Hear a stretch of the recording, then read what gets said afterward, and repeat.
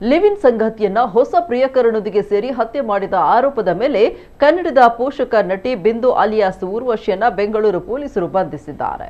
ನಟಿ ಬಿಂದು, ವಿನಯ್ ಕುಮಾರ್ ಮತ್ತು ಧನುಷ್ ಎಂಬ ಆರೋಪಿಗಳನ್ನ ಪೊಲೀಸರು ಬಂಧಿಸಿದ್ದಾರೆ. ಮೃತ ವ್ಯಕ್ತಿಯನ್ನ ಮೋಹನ್ ಕೃಷ್ಣರಾವ್ ಅಂತ ಗುರುತಿಸಲಾಗಿದ್ದು, ಇವರು ಬಿಂದು ಅವರ ಪರಿಚಯಸ್ಥರಾಗಿದ್ರು. ಮೋಹನ್ ಕೃಷ್ಣರಾವ್ 7 ವರ್ಷಗಳ ಹಿಂದೆ ಪ್ರೀತಿಸಿದ ಹುಡುಗಿಯಾಗಿ ಮನೆ ಬಿಟ್ಟಿದ್ದು, 5 ವರ್ಷಗಳ ಹಿಂದೆ ಪತ್ನಿಯಿಂದ ದೂರವಾಗಿ ಒಂಟಿಯಾಗಿದ್ದ.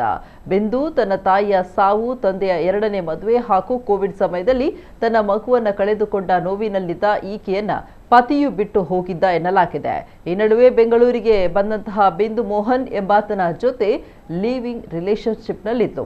ಈ ನಡುವೆ ವಿನಯ್ ಎಂಬಾತನ ಜೊತೆ ಬಿಂದು ಅಕ್ರಮ ಸಂಬಂಧ ಹೊಂದಿರುವುದನ್ನು ತಿಳಿದ ಮೋಹನ್ ಈಕೆ ಜೊತೆ ಜಗಳ ಆಡ್ತಾ ಇದ್ದ. ಇದರಿಂದ ಆಕ್ರೋಶಗೊಂಡ ಬಿಂದು ಮೋಹನ್ ಮತ್ತು ಧನುಷ್ ಎಂಬಾತನ ಜೊತೆ ಸೇರಿ ಕೊಲೆ ಮಾಡಿ ಪರಾರಿಯಾಗಿದ್ರು. ಇದೀಗ 3 ಆರೋಪಿಗಳನ್ನು ಬಂಧಿಸಲಾಗಿದೆ.